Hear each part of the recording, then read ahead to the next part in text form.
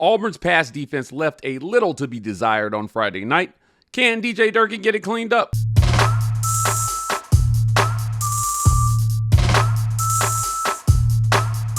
Welcome on into the Auburn Express, powered by the War Report. I'm your host, Mike G. Thank you so much for turning us up and turning us on. We'll turn it out. I'm here with my good friend, Jacob Goins. It's time to get going. We're getting to goings on a Thursday morning here on the Auburn Express. On today's show, Jacob, we're going to talk a little bit about that Auburn pass defense. And then in the second half of the show, we're going to talk about other areas of improvement for DJ Durkin's unit.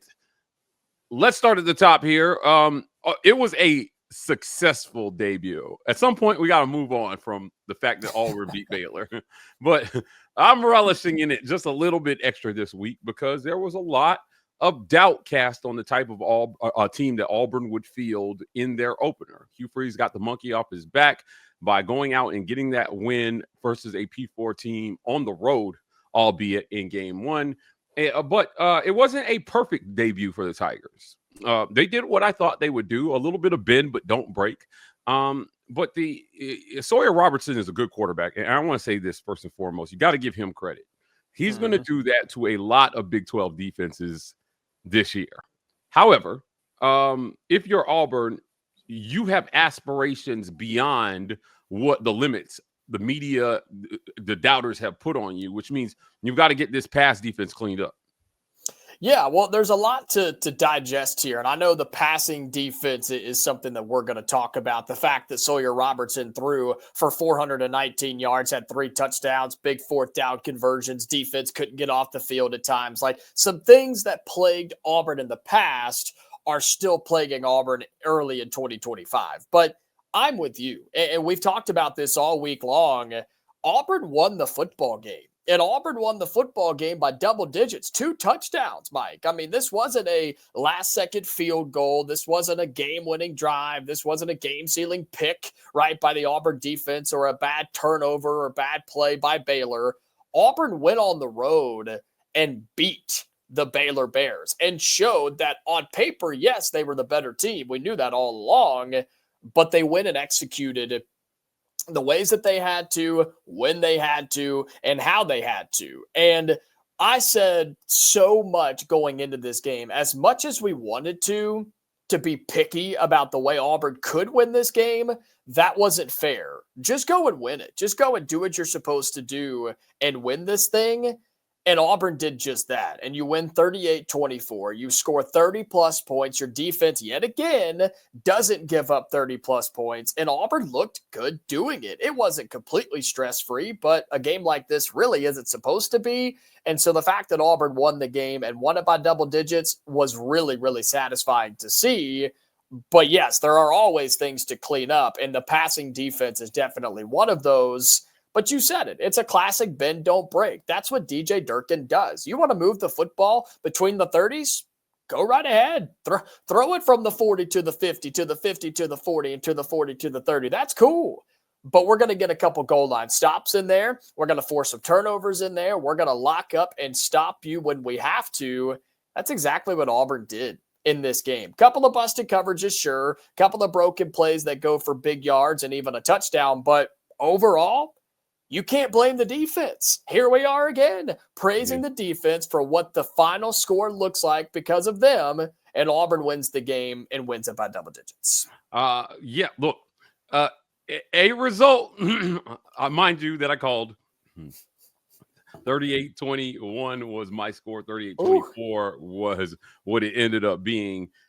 Look, you're right. Auburn won the football game, and they didn't win it by some razor-thin margin on some fluky play at the end. It was Jackson Arnold definitively shutting the door on any thoughts of a Baylor comeback, and the defense doing what they needed to do to keep Baylor off the scoreboard enough to keep this from being one of those types of games that gets away from you at the end.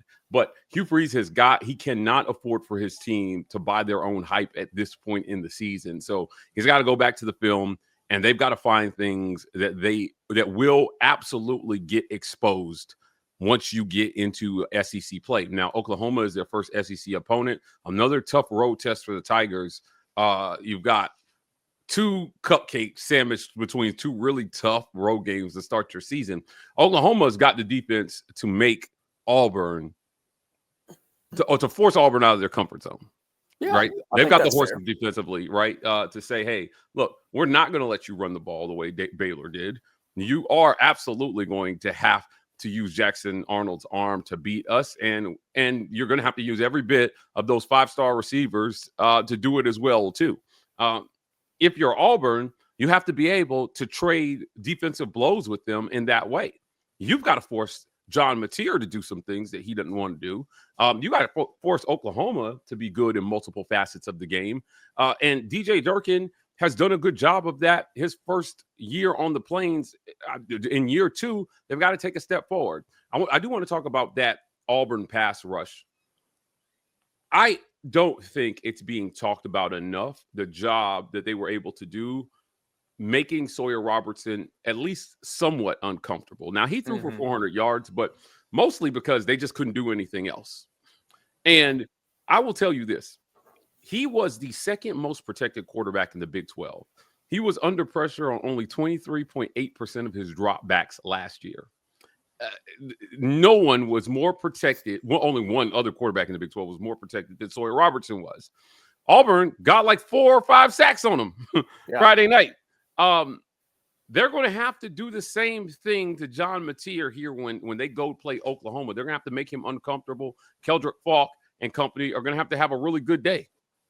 Yeah, they are. And this is where hopefully over the next couple of weeks against Ball State and South Alabama, you're going to find out a lot about this Auburn team defensively in specifics, because what does the true rotation look like on the defensive line? We saw a ton of dudes get in and play. What did Hugh Freeze say on Monday, Mike? Was it 27, 28 defensive players played against Baylor, I think was the number that he talked about. And a lot of that's on the defensive line. A lot of that's going to be in the secondary, right? What does Champ Anthony's status look like? Heard yesterday after Hugh Freeze told us on Monday he's out several weeks with a broken thumb that needed surgery. I heard on Wednesday he might be able to wear a cast and could be back for Oklahoma. We'll have to wait and see. But this will give you an opportunity in that secondary, and heck, even in your linebacker room too. Figure out your rotation. Get some of these young guys some experience in games that aren't going to be down to the wire. And then when you go and play Oklahoma or Texas A&M or Georgia comes to town, then you know who you can rely on and you know what your depth truly looks like, rather than having to throw Eric Winters in the fire against A&M and saying, well, hope he swims because we can't afford for him to drown. You have the opportunities to do that over the next several weeks. And then to the pass rush that you're talking about, there's no doubt about it. They made Sawyer Robertson stress and he threw for a bunch of yards, but this Auburn defensive line has so many dudes in that room, they have to make quarterbacks' lives miserable. And something you said earlier that I want to reiterate, that Baylor team that Auburn handled for most of the game, that kept them off the scoreboard, that it took a couple of miraculous plays and breakdowns for them to score against Auburn, that's going to be one of the best offenses in the Big 12 this season. They're my Big 12 favorite, Mike. I picked them to win the Big 12. I picked them to go to the college football playoff before the season even started. Yeah. And I think that's still looking pretty darn good, because there's no defense in the Big 12 like what Baylor saw against Auburn last Friday night. So the Tigers are going to be just fine. You've got a couple of weeks to figure it out before Oklahoma. And if you're playing some of your best football, then you have a chance to steal a game or two. Yeah, look, I said repeatedly from my UCF platform over at Lock on UCF that, yes, this team should contend for the Big 12, Baylor. Absolutely. Now, again, it's a different level here. I pointed this out to our listeners before.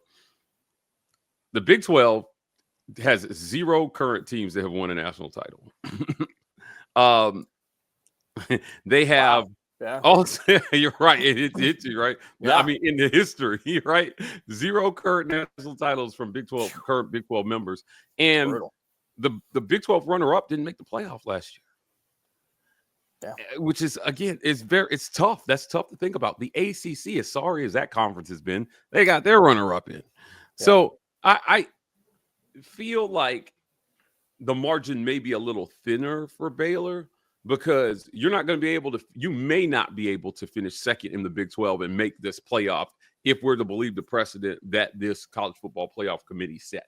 But it can still end up being a really, really good win for Auburn at the end of the year. And if you're an Auburn fan, I hate as much as Baylor fans talked trash before this one, you should be rooting for Baylor the rest of the season. That's exactly right. You know, it just means more. Mantra comes from understanding that when your rivals do well against everybody but you and you win, it helps you.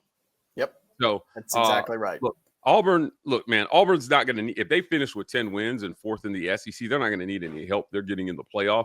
And that's true for any 10-win SEC team. I can't stress enough. The precedent was set last year. 9 wins and you're out, 10 wins and you're in. Ole Miss, Alabama, Missouri, South Carolina, all 9-win teams, all just missed the playoffs. They were in the conversation, but it wasn't enough. So what will it be enough for Auburn? And what will be enough on defense here? The next 3 weeks. We'll talk about that right after a quick word from our sponsors, our friends at Sets for Society. SetsForSociety.ai is helping you start on the journey to getting to know yourself better. You can begin that journey with their custom personality assessment that tells you more about how you think, how those around you think, how you guys can better think together to accomplish like goals. If you're working on a team or just working in an office where collaboration is key, Sets for Society can help you understand how you can be a better teammate, a better coworker, or maybe just a better partner. So visit them today at setsforsociety.ai to get your custom personality assessment started today. Great work that they're doing there. Some coaches, Jacob, even use these personality assessments to try to figure out how to best coach their players and how their players learn and understand. I know Saban did it for a number of years with a version of this. So highly effective, and I highly recommend. I want to thank our friends at the Rogue Shop. Visit rogueshop.com. Use code REPORT to get 15% off your Rogue Shop order. Pain, sleep, stress, anxiety, whatever else you like, the Rogue Shop has something that has you covered. Visit them for all your herbal medicinal needs. If you're looking for non-traditional methods to anything that you take daily in terms of prescription supplements, the Rogue Shop might have something that can help you out. So visit them. Again, our guy Richard dropping something special in there for everybody using code RAPPORT. Look, we always encourage our listeners to support our sponsors, and that includes Abel's I&O Moore and Associates. And I know some of you might think, I don't have enough money for a financial advisor. Maybe it hasn't crossed your mind at all. But the truth is, nearly everyone can benefit from financial advice. The best part, no upfront costs. Abel's I&O Moore and Associates offer an initial consultation so you can see if they're the right fit for your needs. It's not just about investing. It's about creating a plan that gives you flexibility and helps you build wealth over time for yourself and your family. Call Abel's I&O Moore and Associates at 912-777-4128 or visit aimainc.com. That's aimainc.com. I'm confident you'll be glad you did. You don't need millions of dollars to need financial advice. You just need a paycheck and something you care about, and these guys can help you. The War Report has been compensated by Abel's I&O Moore and Associates for this endorsement. Abel's I&O Moore and Associates is a registered investment advisor. Registration as an investment advisor does not imply a certain level of skill or training. The information in this advertisement is for informational purposes only and should not be considered personalized investment advice. All investing involves risk, including the loss of principal, and past performance is not indicative of future results. Last but certainly not least, I want to thank our friends at Golden's Cast Iron. Visit goldenscastiron.com/WR. Use code Get Your Weight Up for 15% off your weights and code TWR for $65 off fire pits and Kamala grills. The summer is here. You want to be outside, hanging out with your family around the grill, or staying in shape with some Golden's Cast Iron weights. Work out, grill out, chill out with Golden's Cast Iron. Let's jump back into our conversation here. What will be enough? Last year, Auburn allowed a measly 21 points per game. They started off the season allowing 24 points. That average will come down over the next couple weeks with Ball State and South Alabama on there. I'm not calling any shutouts, but certainly those teams should have a hard time scoring on DJ Durkin's defense in the lead up to the Oklahoma game. What do you want to see from them on defense? Like I said, I think the pass rush needs to continue to grow. The corners need to learn from this experience at Baylor. This won't be the last time they face a high level passing attack.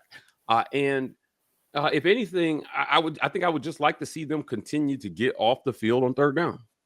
Yeah, that was it right there. It is that last one, because here's the difference. Last year, there were several instances where Auburn didn't give up a ton of points in the game. You mentioned it, 21 points a game is incredible. That's good enough to win you games in the SEC defensively, but it were timely penalties and timely drives by the opponent where Auburn couldn't get off the field, where it was prolonged, where they were out there too long, or the offense just had some momentum or was given some extra life by the Auburn defense, who then went on to score and win the game for themselves, right? The difference between that happening last year and the few times that it did happen against Baylor, let's not overlook those. Auburn had some stupid penalties, had a couple of times where you gave up 4th and long for a touchdown or 3rd and longs and things like that. Auburn was able to overcome those this year, right? At least in game 1, because that's all we are able to base this off of for now.